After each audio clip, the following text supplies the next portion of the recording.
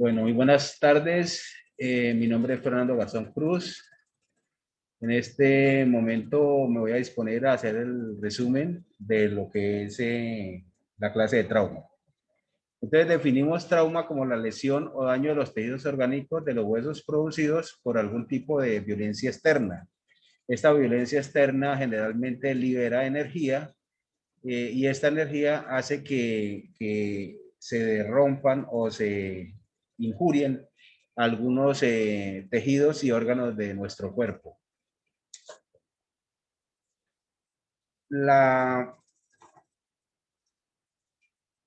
la valoración del trauma debemos de considerarlo teniendo en cuenta algunos conceptos como los signos. ¿Qué es un signo? Un signo es aquella manifestación objetiva clínicamente que se puede medir. Por ejemplo, la temperatura la podemos medir con el termómetro, la tensión arterial la podemos medir con el estetoscopio, los resultados de laboratorio son medibles y todo esto hace que estos sean signos físicos del paciente. Signos clínicos, por ejemplo, vamos a hablar solamente de uno, el Blomberg. Blomberg es la presión digital que se hace en la fosa ilíaca derecha del paciente cuando se sospecha de una posible apendicitis. Entonces hacemos la presión y repentinamente se suelta la presión y si el paciente manifiesta dolor, ya esto es un signo clínico de la apendicitis. Otros signos ya de trauma, tenemos el signo de Mapache, que nos indica que hubo un trauma craneoencefálico, y el signo de Batley, que ya es el hematoma retroauricular, que nos indica que hubo una posible fractura de base de cráneo. Otros signos son el de Grey-Plunner o signos de Cullen, que indica que hay trauma pélvico. Síntoma. Entonces vamos a definir como síntoma qué es lo que el paciente manifiesta. Es algo subjetivo, es lo que él nos dice que siente. Entonces, por ejemplo, él nos puede decir que siente fatiga, que siente dolor, que siente bastante desánimo, etc. Esos son conceptos subjetivos, no se pueden medir, es lo que el paciente nos manifiesta. Entonces tenemos dentro de estos síntomas, pues la tos, el dolor, la fatiga, las náuseas, etc. También tenemos el concepto de síndrome. ¿Qué es un síndrome? Un síndrome es un cuadro clínico o un conjunto de síntomas que presenta alguna enfermedad en cierto significado. Por ejemplo, tenemos un acúmulo de síntomas y signos. Síndrome de Down, por ejemplo, es aquel que nos indica el trastorno de la trisomía 23, me parece que es. Y el síndrome de Estocolmo, que ya es un síndrome psicológico. Entonces, la diferencia entre síntoma y signo nos dice que el síntoma es la manifestación súbita que el paciente expresa y el signo es aquello que nosotros podemos medir, verificar, cuantificar y pasar de allá a tomar alguna medida con respecto a lo que estamos tratando de buscar.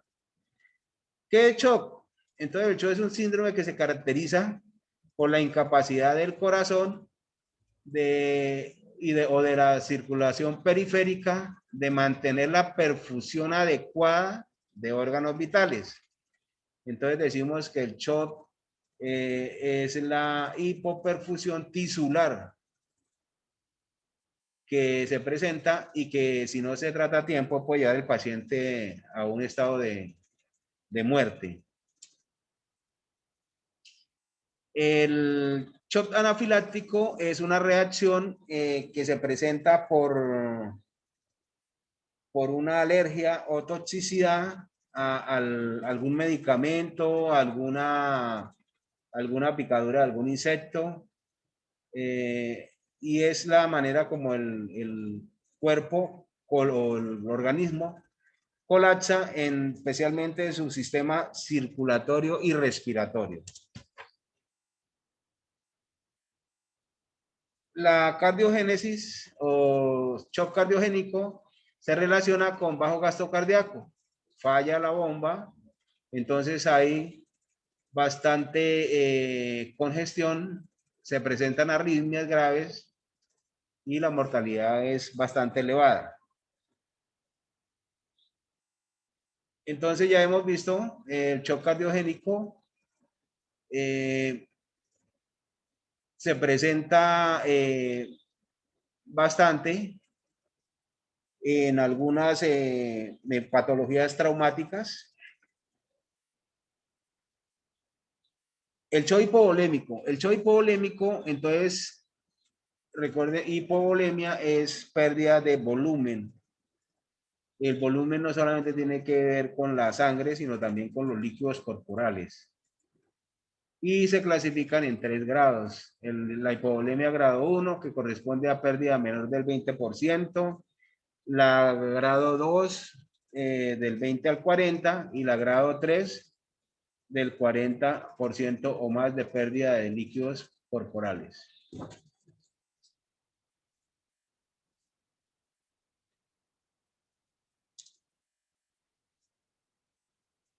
Shock neurogénico. Entonces el shock neurogénico es el resultado de una lesión o de una disfunción del sistema nervioso simpático que se puede producir por bloqueo farmacológico.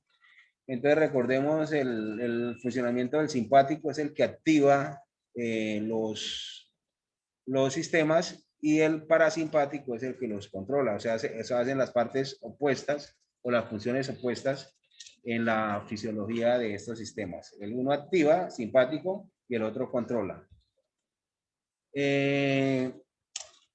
Para tener en cuenta, entonces, vamos a ver ahora unos conceptos sobre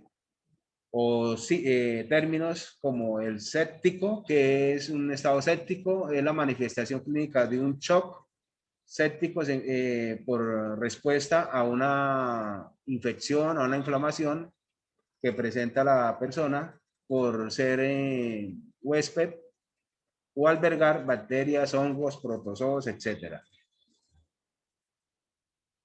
Infección, entonces hablamos de infección, que es un término clínico para definir fenómenos microbianos que se caracterizan por la respuesta inflamatoria y presencia de microorganismos.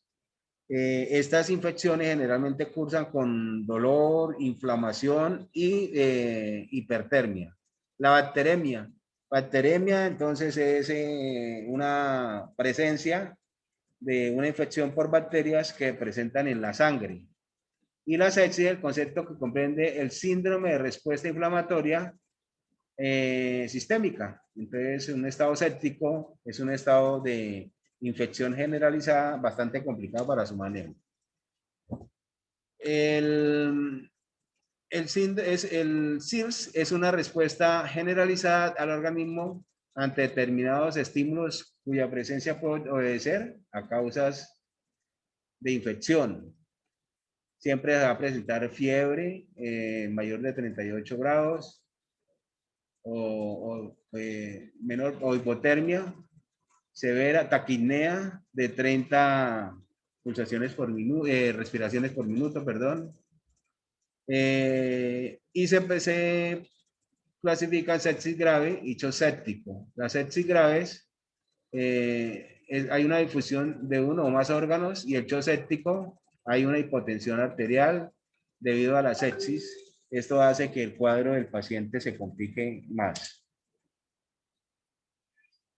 Entonces, infección es un término clínico, ya habíamos dicho, que nos hace que pensar en alguna infección por cualquier microorganismo, como hongos, bacterias, etc. El shock se clasifica en dos, shock moderado y shock compensado. El shock moderado, hay un shock grave. El shock moderado, encontramos que hay una piel fría, pálida, con retraso en el llenado capilar, hay ansiedad en el paciente, está nervioso, hay una taquicardia, una presión arterial normal. El shock compensado, entonces es cuando el organismo trata de estabilizar la causa que lo llevó a ese shock. Entonces vamos a encontrar que va a haber piel fría, igual que en el primero, en el moderado. Hay piel pálida, cianótico, con livideces en las extremidades, obnulación, confusión, hipotensión, taquicardia, arritmias, etcétera. También tenemos el shock grave. Volvemos a encontrar piel pálida, fría, cianótica, con lividez en las extremidades, somnolencia, confusión, coma. Ya este es el grado más alto de la clasificación del shock. Las complicaciones. Entonces, ¿qué es una complicación? El shock en fases avanzadas o en condiciones rápidas de evolución ocasiona el síndrome de disfunción multiorgánica y afecta a diversos órganos, como el corazón, el cerebro, el riñón. También hay trastornos hemáticos, etcétera. Para poder valorar el estado de conciencia y neurológico del paciente, entonces se maneja una tabla que se llama la tabla o escala de coma de Glasgow. Esta escala maneja tres parámetros de valoración. Entonces tenemos que la respuesta ocular, la respuesta verbal y la respuesta motora. El puntaje ideal es que el paciente esté 15 sobre 15. Es el máximo y el mínimo es de 3. En la respuesta ocular, entonces decimos que si el paciente tiene una apertura ocular espontánea, le damos un puntaje de 4. Si solamente abre los ojos al llamado, a la respuesta verbal, un puntaje de 3. Si solamente los abre al dolor, a un estímulo doloroso, 2. Y si no responde, 1. La respuesta verbal, entonces tenemos que si está orientado, le damos un puntaje de 5. Si tiene un lenguaje, si está desorientado, 4. Si tiene lenguaje inapropiado, 3. Si tiene palabras incoherentes, 2. Y si no responde a nada, 1. Y la respuesta motora, decimos que el paciente obedece a órdenes, le damos 6. Retira el dolor o localiza el dolor, le damos 5.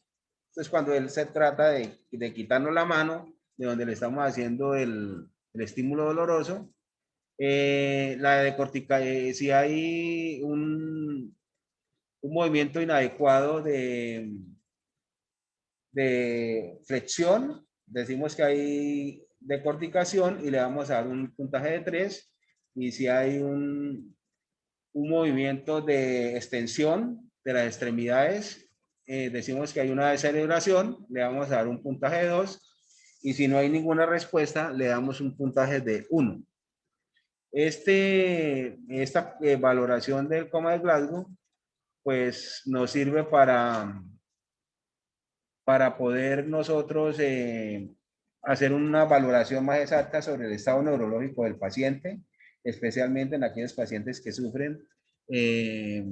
sufren traumas craneoencefálicos. Es la mejor manera de poder valorarlos y controlar la evolución hacia lo positivo o hacia lo negativo de esta patología traumática. Vamos a hablar un poquitico de las soluciones endovenosas. Entonces, las soluciones se dividen en cristaloides.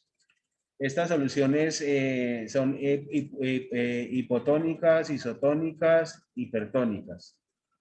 Hipotónicas como la solución salina al 45,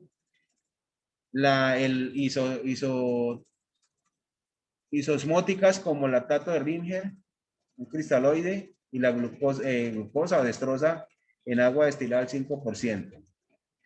Y las hipertónicas como la solución salina al 3 y al 7.5. Y la glucosa, la dextrosa en agua destilada al 10% y al 50%.